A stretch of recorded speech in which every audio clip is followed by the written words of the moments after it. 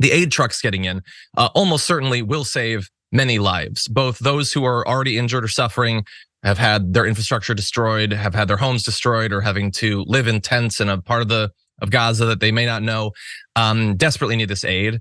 And once this truce is done, and they say that it could last for as long as 10 days, I don't know that that's going to happen. Netanyahu said when the deal was approved, that for every additional 10 hostages released, there will be an additional day of a pause in the fighting, which I could think of worse ways to try to extend it. Hopefully that'll work, and maybe it'll just keep being extended. But as soon as it is not, then one has to imagine that this time will have been used to acquire intelligence, to set up for future attacks.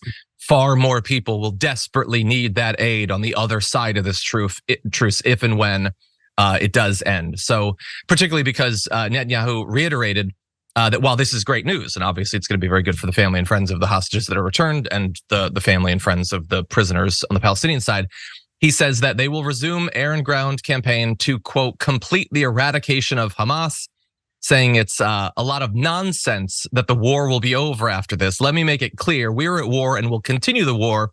We will continue the war until we achieve all of our war aims to eliminate Hamas, return all of our hostages and our missing, and ensure that there is no element in Gaza that threatens Israel. So what do we do to make sure more? No element, JR. Yeah, what do we do to make sure more? That's the next question. Because again, we have to remember humans. Again, I'll go with it's both folks who are innocent and the victims in these things. What's going to make a 12-year-old girl who lost 7 family members want to live peacefully around folks where it happened, and vice versa? So how do we get to that point? Because this is what we've seen. That's where some of the extreme rhetoric comes from, as we've seen for the past, month and a half. That's where some of the extreme murders we've seen happen. Either way, because of the anger that's built from how many years of this kind of conflict. So how does that end? Similarly to how we do things in America when it comes to guns, to anything else, we need to do things to prevent these things from happening rather than retaliation afterwards and then go, well, look what the hell could happen. Look what we did. Look, that school shooter shot up another school. We're going to go after that school shooter. Well, what about the 27 children that died?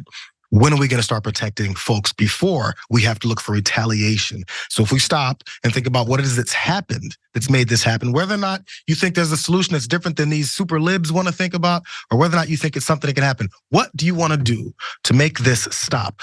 Either side probably wants innocent civilians to stop dying. I would say at least the innocent civilians, as far as the folks in Palestine, definitely wanted to stop. So what are we going to do to make sure that happens? And I'm not saying like the United States has control over all this, even though we're big assist in this. What are we going to do to stop it from happening again? Because this is not the first time, as we already know.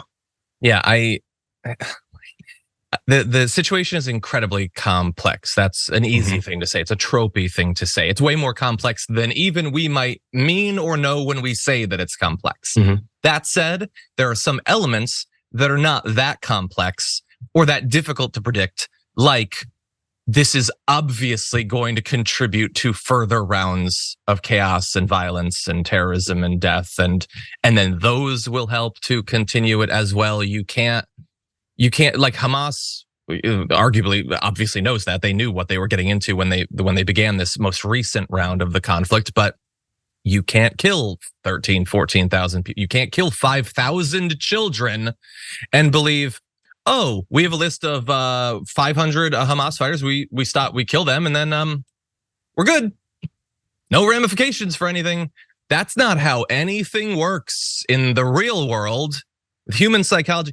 You have conservatives in America that will pledge to fight the US government till the end of time because big gulp sodas are banned. You know how people process perceived slight, we're talking about. JR gave that example. There are people who have lost every family member. It is literally incomprehensible to be put in that position and then expect that there's not going to be contact. And by the way, it is not impossible to overcome this. There are people, and there have been people in both Palestine and Israel for decades who have been trying, despite the violence, despite them personally losing people due to the violence, trying to push past it and find some workable solution for peace. That requires way more official support and funding, and that has almost always been lacking. So I don't know. Like, I'm glad that we've got this deal. I'm glad that people will be freed. There's 3 Americans as well.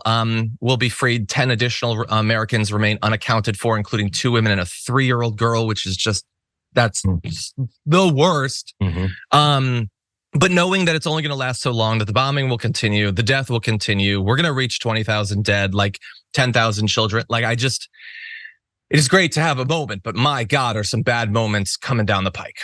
Any final thoughts?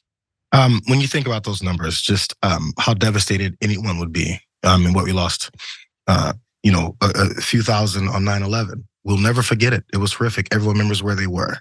So if we see ourselves as humans and other folks are also humans, they're never going to forget the numbers, tens of thousands of people that have been killed and the hundreds of people being killed in any other sides of this. So as long as we can consider everyone to be humans, maybe that's the first step.